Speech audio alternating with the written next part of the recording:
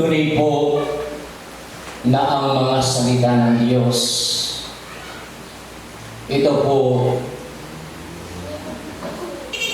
ay katulad daw po ng tabak na magkabili tanim.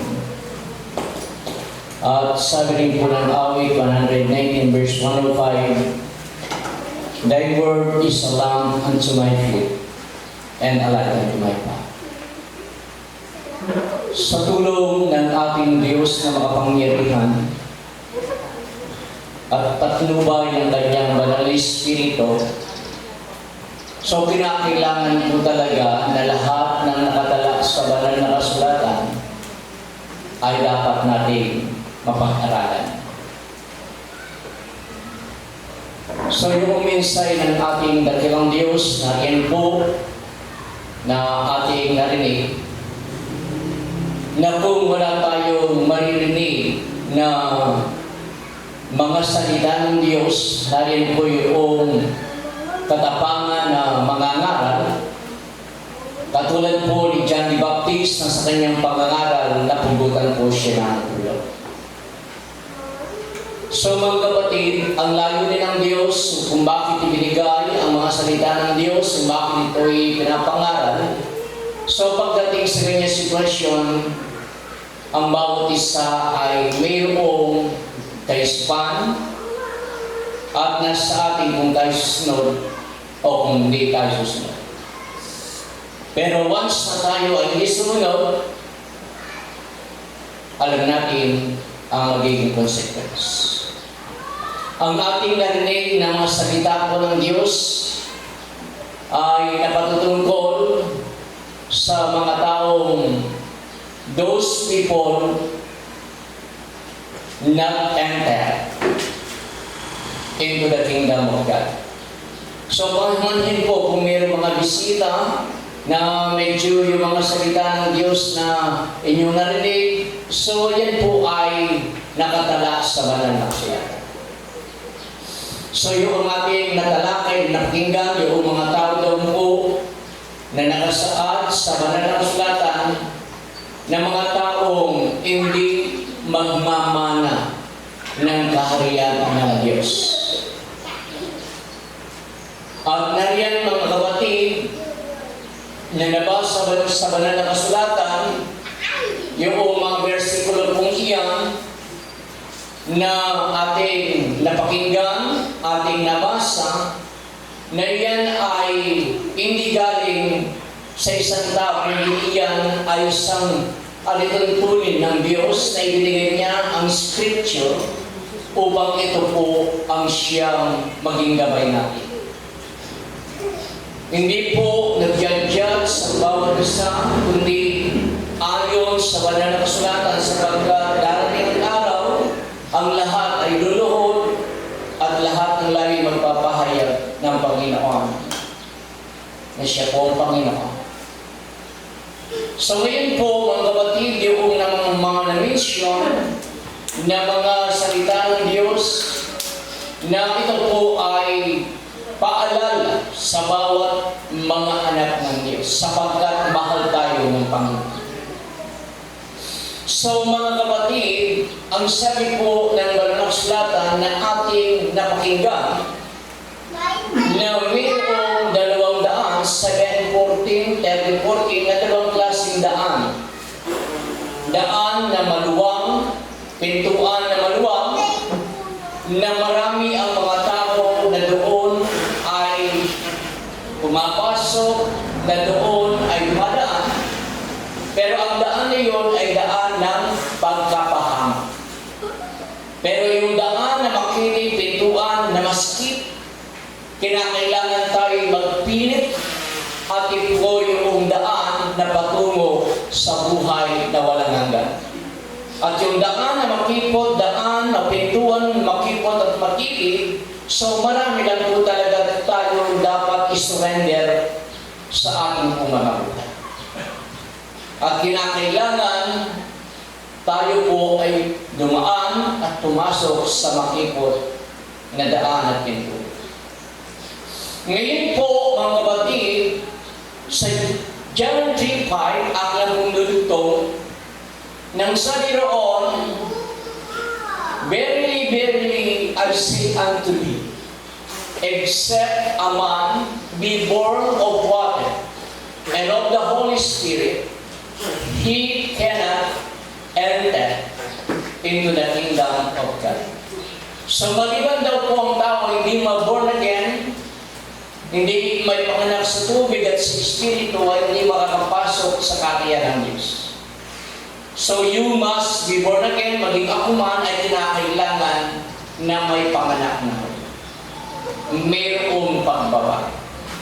Mayroong pong pagbabago na sa ating buhay kapag tinanggap natin ang Espiritu ng Diyos. Yung narinig po natin kanina, yung sa 2 Corinthians 5:17, na sino man ang nagpagkaysa kay Kristo, siya'y bagong nilalang na, ang dating pagkatao'y nawala na, at siya'y bawang naging bago. So mga kapatid, sa ating pong buhay, sa ating pong paglilingkod sa Panginoon, kinakailangan yamang tayo ay nasa katotohanan na kinahayagan ng Diyos na isa sa mga pinili, hinirang at tinawag upang ating malaman ang katotohanan at ang pinakamahalaga sa lahat upang tayo makatiyak na magmana ng buhay na walang hanggan ay ang pagsunod sa alituntunin sa kalooban ng Panginoon. Sa biyaya habang ng Diyos, nilalang ng kanyang buhay, subalit kailangan po yung pagsunod sa kalooban ng Panginoon. So na-mention ko, ulitin ko po, yung mga talata natin napakinggan kanina. So natin po, na iba't iba yung na-mention na pag-ugali, yung sitwasyon na bunga ng laman o gawa ng laman, na hindi maaaring magmana sa karya ng Diyos. So kaya sa paglilingkod natin, kinakailangan hindi tayo mga ipokrito, hindi tayo mga ipokrita, at kinakailangan magsumilap tayo sa tulong ng Panginoon na sundin ang kanyang kalooban. Isang verse na po, sa Colossus 3:5, na mission ulit yan, maraming mga talata ni si Apostol Paul na sinabi na ito po ay hindi pagmaman ng buhay na walang hanggan. So mga kapatid, patayin nga ninyo ang inyong mga sangkap ng katawan na nasa ibabaw ng lupa. Pakiyapin, karulihan, masamang pita, masamang nasa, at kastiman na ipagsamba sa mga Diyos-Diyosan. Ang sumasamba sa Diyos-Diyosan, at kapag meron tayong Diyos-Diyosan sa ating mga puso, hindi tayo maaaring magmana ng buhay ko. Dahil nais ng Diyos, siya ang nakaupo sa ating mga Diyos. So marami po mga kapatid, hindi lang po yung mga nag-chicks, hindi lang po yung mga nakikapit, nangangatunya, masinungaling, nariyan po yung mga magnanakaw din po. Marami pa rin po mga kapatid na ito po ay mga kasalanan na nakatala sa Diyos. At ini-encourage namin kayo na magpatuloy po na maglingkod sa ating Panginoon. At kapag tayo nagpatuloy sa paglilingkod sa Panginoon, alam ng Diyos sa laman ng ating puso, ang Diyos ang siya magsaayos ng lahat ng mga kapatid.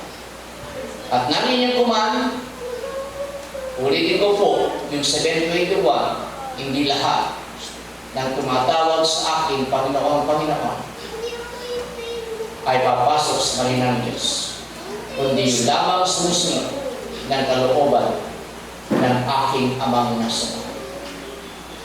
Mga kapatid, mapalad po tayo sapagkat tayo po, mga kapatid, ay nagkaroon ng pag-asa.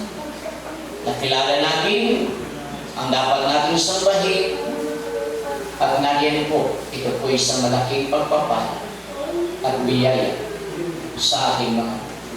Hindi natin nahawak ang ating buhay, kaya magsumikap tayong lahat. Hindi namin sineset aside ang aming sarili, isinasama namin. Dahil huwag mong isipin na ikaw ay nakatayo, baka bukas ikaw ay mabuhay. Kaya dapat magdalangin na tayo, magtulungan po tayo. Yan po ang kailangan. So mga kapatid, ang mga salitang yan, maging gabay ng bawat sa atin na nais ng Diyos, tayo maging tapat. Tayong lahat ito ay at purihin ang ating Panginoon sa oras nito.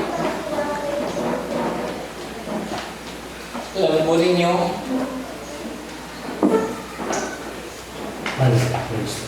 kayo po yung magbasa doon sa Luke chapter 7 habang nagpupulit. Sa last verses, mga verses po ng Luke chapter 7, mayroon isang babaeng kung tingnan nila'y napakasamang tao, di karapat-dapat. Pero ang babaeng ito na pumasok doon sa tira ni Simon na nag-imbita sa ating Panginoon Yesus. Ang babaeng ito ay umiiyak at yung kanyang mga luha, ito yung pinanghugas sa paa ng ating Panginoon. At yung pinanghugas niya yung kanyang buhok. At narin yung alabas ko yung mabango na mamahalin na ipinahid sa Panginoon. Hindi uminto ang babaeng ito na umiiyak at pinupunas ang paa ng ating Panginoon. Sa paningin ng mga tao nandoon, hindi dapat man umawak na sa Panginoon. Hindi dapat. Dahil ang tao ay sobra sa kanilang paningin na napakasama. Subalit, siya po ay pinahabagan, kinaawaan ng Diyos, at siya pinatawad ng Panginoon. At nariyan po, mga kapatid, na ang Diyos ay hindi nagtatangi na. At sinapa rito hindi para sa mga taong patuloy, kundi para sa tao mga masama. At kami lang po tayo sa mga masama. Subalit kinahabagan, kinawaan, at nariyan, minahal, kinalig, at biniyahan ng Panginoon ng pag-asa po kinawalan. Tayo po ay makipag-nice habang tayo Makipag-ugnayan po. Ang puso, makipag-ugnayan po tayo sa mga nakalimutan. Hallelujah.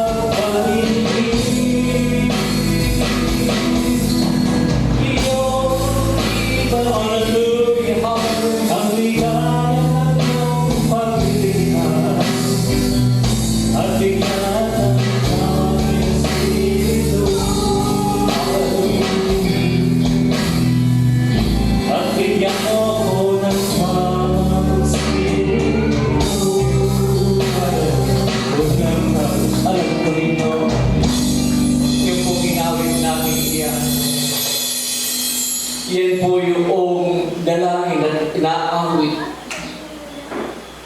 ni Aring David nang siya po ay nagkasala, nang siya po ay nagkaanak kay Batseba, nang kanyang ipapatay ang asawa ni Batseba na si Uriah. At nang maranasan niya na unti-unti na siya po ay nawawalan na ng kapayapaan dahil nakita niya ito kay Aling Saul na si Aling Saul ay nabalis. Ito yung kanyang idinalangin sa Diyos. Hindi niya idinalangin na siya manatili na maging hari sa Israel. Hindi niya dinalangin na ang kayamanan, katanyagan, kapangyarihan ay manatili sa kanya. Kundi yung kanyang idinalangin, created me a clean heart, O God, and renew right spirit within me. So catch me not away in thy presence, O Lord. Restore unto me the joy of salvation. Huwag mo akong ilayo sa iyong presensya. Huwag mong alisin ang iyong banal na espiritu at patnubayan ako ng iyong espiritu.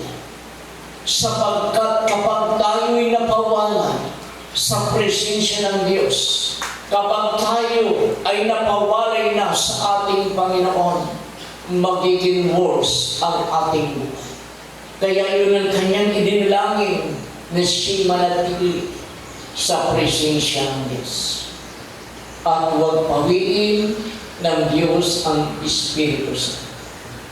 Mga kapatid, ito yung ating idinadalangin sa Panginoon na tayo'y manatili sa kamay presensya ng Diyos hanggang sa muling pagbabalik ng ating Panginoon. Ang Diyos ay mahabagin, ang Diyos ay mapagpatawad, na anuman ang kasamaan at kasalanan katulad ni David, siya po ay pinatawad ng ating mahal na Panginoon. Dakilang Diyos, lubos ang aming pasasalamat. Nariyan ka, Panginoon, na patuloy o Diyos na nagpapaalala sa bawat isa sa amin na ang bawat isa sa amin, O Diyos, ay naisin mo na kami ay lumakad sa iyong banal na kalooban, na mayroong kapakumbabaan, na mayroong kalinisan, na mayroong kabanalan at sumunod sa iyong alintun. Tulungan mo kami, mahal na Panginoon, sapagkat sa ganang aming sarili, hindi po namin kaya at wala kaming magagawa. Huwag mong pawiin, Ama, ang iyong banal na Espiritu sa amin at likhayin mo kami ng dalisay at malinis na puso, Panginoon.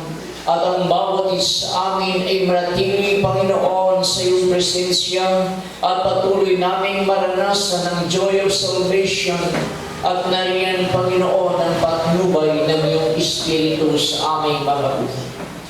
Tulungan mo kami, Panginoon, na makapagpatuloy, na makapaglingkod po sa iyo hanggang sa muli mong pagbabalik.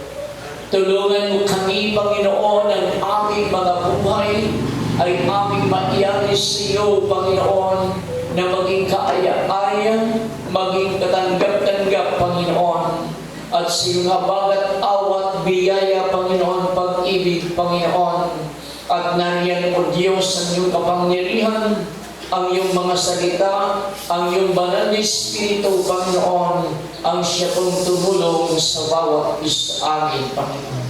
Panghawakan mo po ang bawat isa, Panginoon, at huwag mong itulot, O Diyos, ay saman ay mayroong po mawaglit o maiwan sa rapture of the church, Panginoon. Ang iyong habag at awa, ang iyong biyaya, ang pagpapala mo, Panginoon, ang siyang patuloy, O Diyos, na iparanas at maranasan ng iyong pong mga anak, Panginoon. Sa oras nito, dakilang Diyos, maging gabay ng bawat isa amin ang iyong mga salita at bigyan ng kapangyarihan sa aming mga buhay at ang iyong banal na kalooban, Ama, ang masunod sa aming mga buhay, hindi ang aming sariling kalooban, Panginoon.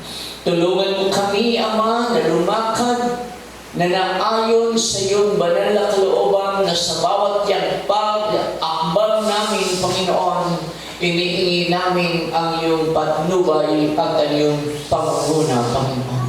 Dakilang Diyos, sa bawat isang narito na mayroon mga problema, may mga suliranin, O Diyos, Ikaw po ang siyang magbigay ng kalutasan, Panginoon, at sa mga pagsubok na kanilang kinaharap, O Diyos, tulungan mo po na ito po ay mapagtagumpayan, Panginoon. Sa bawat karupukan, sa bawat kahinaan, Panginoon, na ito, O Diyos, ay maging instrumento sa aming mga buhay na aming maranasan ang iyong kapangyarihan, ang iyong patnubay, Panginoon, na ito'y aming mapagtagumpayan sa iyo pong tulong, Panginoon. Dakilang Diyos, ang bawat isa amin na narito, anuman ang bawat karamdaman, sakit, Panginoon, at nariyan ikaw ang dakilang manggagamot namin, ikaw ang gumawa ng himala at milagro sa kanila po, sa bawat sa amin, sa bawat mga anak mo na sa kanutahanan, ang iba'y nasa malayong lugar, babansa, ikaw din po ang siyang gumawa ng himala at milagro sa kanila pong mga buhay, Panginoon.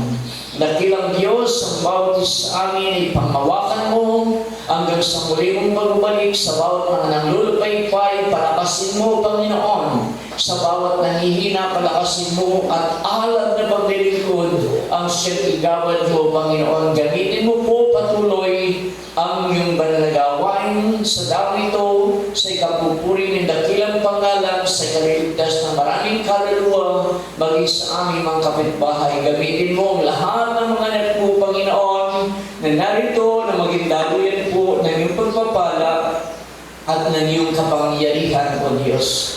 Nanin po, salamat sa aming po mga minamahal na kapatid na aming nakasama ngayon, Panginoon, maging mga naging bisita man, na sila man din po ay makapagpatuloy din po, Ama, na makapaglingkod po sa iyo, na ito ay pasimula lamang po, Panginoon, at nariyan dakilang Diyos, tulungan mo rin po sila, palakasin mo sila, ikaw ang pumilos na mayroong kalayaan sa kanilang mga buhay upang sila, Ama, ay makapaglingkod po sa iyo, Panginoon. Ang dakilang Diyos, ang iyong kapayapaan, ang iyong biyaya, Panginoon, ay patuloy, Panginoon, na ipagkaloob sa bawat isa at anuman ang bawat kaibigan, anuman ang bawat karingan ng bawat isa narito ay dakilang Diyos.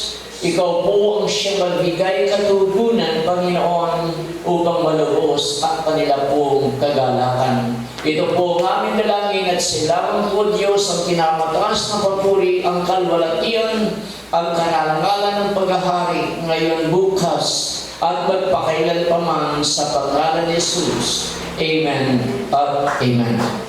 So bago tayo mag-closing prayer, tayo po'y mawit ng masayang awitin para sa ating mahal na Panginoon sa oras na ito.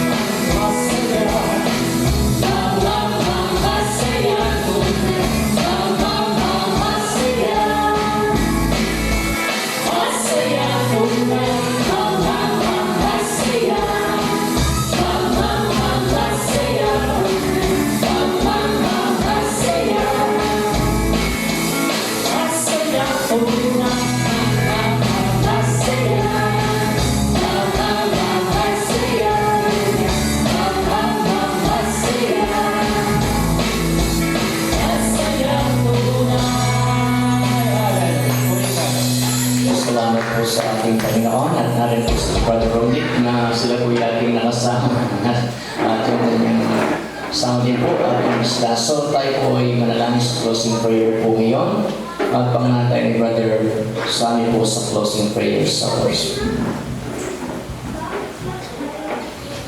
Purihin ka, O Diyos. Muli, mahal na Panginoon Jesus, kami po lumatapit sa trono ng iyong biyaya. Mahal na Panginoon, kami po yung nagpapakabara. Panginoon, kayo po yung aming nirespeto, dinagalang, dinasamba, mahal na Panginoon, hindi lang po sa salita, kundi sa aming mga puso, sa aming mga buhay ng mga Jesus. Mahal na Panginoon, kung ano po mga putukulang namin, mga kainaan, O Lord, pinagsisiyan po namin at tulungan niyo po kami kapagtagumpayan ng mga ito. Mahal na Panginoon, maraming salamat po sa katagumpayan ng inyong banal na gaway. Maraming salamat po mga sa mga katotoo, buhay na katotoo ng ring namin. Mga papuri namin na inalay namin sa iyo mga Panginoon, at totoo po na ang pagsamba namin sa iyo mga Panginoon ay magiging totoo lamang po ang buhay namin mga Panginoon ay totoo pong sinupa namin sa iyo. At kami po sumusunod sa inyong kalooban mga hindi ko dahil sa aming kalakas, kundi sa pangyarihan ng inyong banal na Espiritu mga Panginoon. Mga Panginoon, maraming salamat sa mga banal na salita na pinagdali po sa amin mga Panginoon. Sa ginamit niyo po ng aming kapatid, mga Panginoon Jesus, maraming salamat po na ito po sa amin tumimo sa aming mga puso. At di lang po mabagay na pumasok sa aming tenga sa kaliwa at lumabas sa kanan ng Panginoon dito. Ito'y pamuhay po namin ito, mga Panginoon, at ito'y maging gabay namin sa buhay ng Jesus. Mga Panginoon, maraming salamat po at mga pangay na mga kapatid na hindi na po taliwas sa inyong kalooban. Ito po ang mga kahit ito, mahal na Jesus, lalo po sa mga kapatid ko na may mga subok sa physical. Katulad ko, mahal na mga kapatid ko na may finance na problema. Dating po mga kapatid ko na may problema sa pamilya, mga kapatid ko na nahihina, hindi na po sumasamba, mga Panginoon, ibalik niyo po sa muli dito. Katulad po ng aming mga busy na ngayon, mga Panginoon, sila kayo patuloy ng pagpalay, at sila kayo makapagpatuloy sa pagsamba, paglulukod sa mga Panginoon. Sa aming pag-iikay sa inyong pagbabi. Mga Panginoon, maraming salamat po sa aming mas magkakagawa kayo pamawag ng mga mandibera, gugulong ng mga sasakyan. Hawakan niyo po, ilayin niyo po kami sa mga disgrasya mga Panginoon. Lahat po ng kapangyarihan, papuri, walhati, ay sa inyo lamang mga Panginoon ngayon, magpakailangan. Amen. Amen. Amen. Ang gabos po, nagbati po mawasa sa pangalan ng ating mahal na Panginoong Jesus. Ang biyaya at pagpapala ng Diyos, ang paypahan ng Diyos sa mga ating lahat. God bless you all and to God be all the glory.